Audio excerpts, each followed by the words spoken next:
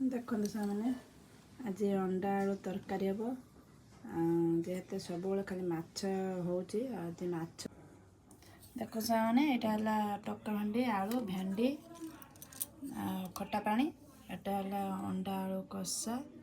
ଦେଖନ୍ତୁ ଅଣ୍ଡା ଆଳୁ କଷା ଭାତ ଖାଇତେ ବସିଲି। ମୋ ଝିଅ ଅଣ୍ଡା ଆଳୁ ଧନେଇଛି।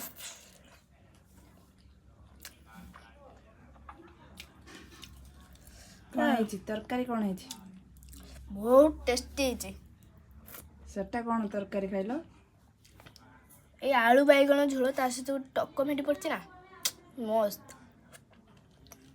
ଏବେ ଖାଇତେ ବସିଲେ ମା ଝିଅ ଆମେ।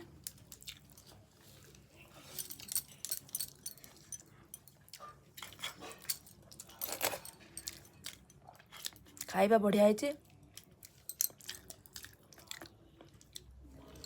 ରହିଲି, ଜୟ ଜଗନ୍ନାଥ।